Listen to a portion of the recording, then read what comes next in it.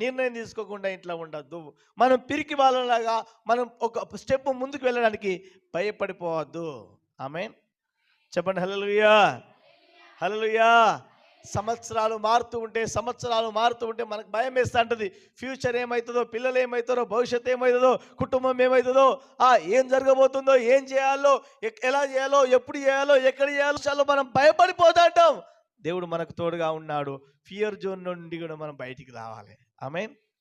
చెప్పాలి దేని గట్టిగా హల్లెలూయా. ఎన్ని జోన్స్ చెప్పాను?